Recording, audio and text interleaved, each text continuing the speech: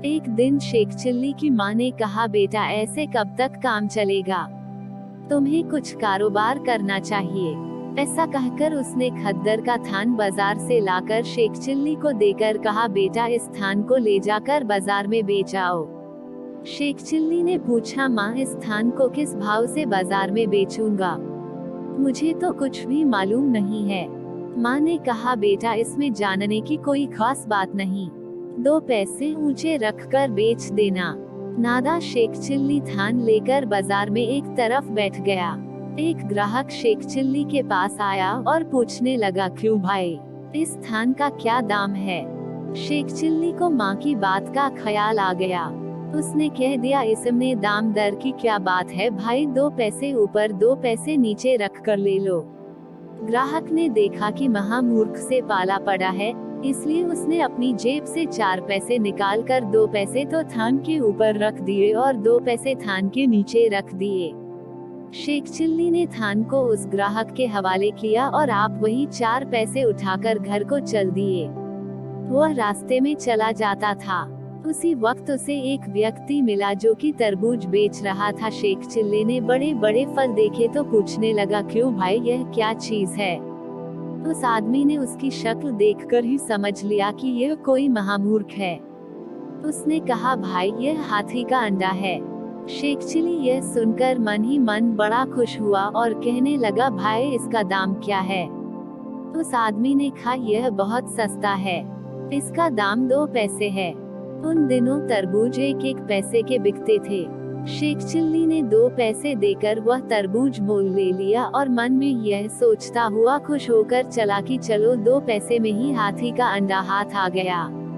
अब घर चलकर इस अंडे की सेवा करूंगा, इसमें से हाथी का बच्चा निकलेगा तो उसकी सेवा करूंगा, वह बड़ा होगा तो उसे बेचकर बहुत रुपए कमाऊंगा। शेख चिल्ली चलता जा रहा था, तब तक उसे टट्टी लगी। वह तरबूज को लिए एक खेत में घुस गया। एक जगह उसने तरबूज को रख दिया और आप टट्टी करने बैठ गया। इतने में एक गिलहरी तरबूज के पास से निकल गई। शेख चिल्ली ने उसे देखकर सोचा कि यह तो हाथी का ही बच्चा मालूम होता है। वह उठकर उसकी ओर दौड़ा, मगर गिलहरी भला कब हाथ आने वाली थी, वो लपक लपक एक ओर निकल गई। शेख चिल्ली हाथ मलता हुआ घर की ओर लौट पड़ा।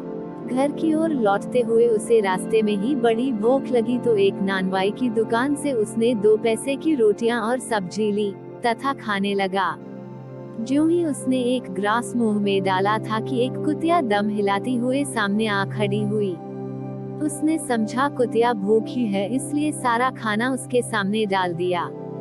कुतिया ने देखते देखते सब कुछ चाट कर लिया तो वह घर की ओर चल पड़ा। घर आपने पर उसने देखा उसकी माँ घर पर नहीं है। वह भीतर गया और अपनी औरत से सारा हाल सुनाने लगा। उसकी औरत ने जब सब हाल सुन लिया तो गुस्सा होकर कहने लगी, लानत है तुम पर जो तुमने हाथी का बच्चा खो दिया। अगर वह आज घर में होता तो मैं उस पर किस शान से सवारी करती। इतना सुनना था कि शेख चिल्ली ने खाना छोड़कर अपनी औरत को मारना शुरू कर दिया। उसने कहा, हरामजादी हाथी का बच्चा इतना छोटा और तू भैंस जैसी औरत, अगर तू उस पर सवारी करती तो वह बच्चा मर नहीं जाता। अभी यह सब झमेले हो ही रहे थे कि शेख चिल्ली की माँ लौटकर घर आ गई। उसने जब अपनी पतोहू के रोने की आवाज सुनी तो ऊपर आकर पूछा, क्यों बेटा, यह सब क्या तमाशा है। इस पर शेख चिल्ली ने थान को बेचने से लेकर हाथी का अंडा खरीदने तक की कुल बातें अपनी माँ को सुना दी। शेख चिल्ली की माँ ने यह सब हवाला सुना तो मरे गुस्से से आग बबूला हो गई। उसने शेख चिल्ली को बहुत भला बुरा कहा, फिर खाने लगी, बेईमान, तुझे मैंने अपनी कुल जमा पूंजी बेचकर खद्दर का थान दिया था। तू जा और जब तक थान लेकर वापस नहीं आएगा मैं तुझे घर में घुसाने नहीं दूंगी। यह कहते हुए उसने शेख चिल्ली को खूब पीटा और उसे बाहर भगा दिया। शेख चिल्ली वहां से चल पड़ा। चलते चलते उसी दुकान के पास उसने उस कुतिया को देखा जिसे उसने रोटी खिलाई थी। बस फिर क्या था, शेख चिल्ली लगा उसे मारने। उसको खूब मार पड़ी थी, इसलिए उसने सारा गुस्सा उस कुतिया पर निकालना शुरू कर दिया। कुतिया एक तरफ को भाग चली। उसे पिटते हुए शेख चिल्ली भी उसके साथ ही साथ दौड़ने लगा। दौड़ते भागते आखिर उसकी मार से बचने के लिए कुतिया एक मकान में घुस गई। शेख चिल्ली भी उसके साथ ही उस मकान के अंदर घुस गया। उस वक्त उस मकान की मालकिन अपना बॉक्स खोलकर श्रृंगार करने बैठी थी। बस उसी समय किसी काम से डॉस में चली गई थी, मगर बास्क को बंद करना भूल गई थी। कुतिया जब कमरे में घुसी तो शेख चिल्ली ने खुला हुआ संदूक देखा। उसके अंदर बहुत से जेवरात और रुपए रखे हुए थे। उन्हें देखकर उसने अपने कंधे पर से अंगोछा उतारा और बॉक्स में रखे तमाम जेवरात तथा रुपए उसमें बांध लिए और आसानी से बाहर निकल आया। घर आकर उसने अपनी माँ को वह सारा सामान दे दिया। उसकी माँ इतनी ज्यादा दौलत देखकर बहुत खुश हुई। शेख चिल्ली ने उस दौलत के मिलने का सारा हाल बयान कर दिया।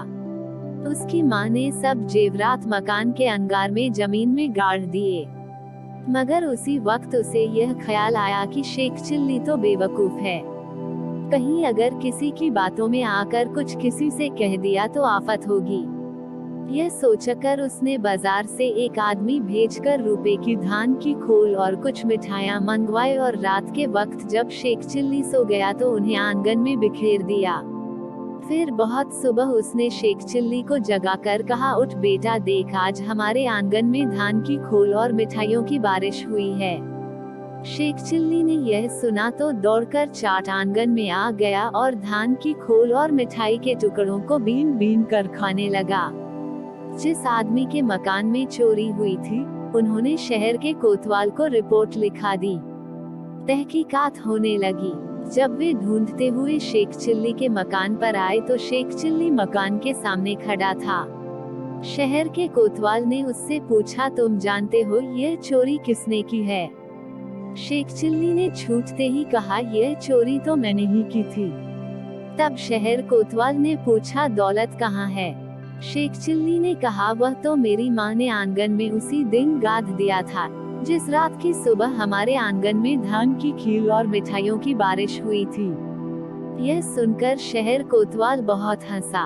उसने सोचा, भला ऐसा भी कहीं हुआ है कि किसी के आंगन में धान की खीर और मिठाइयों की बारिश हो।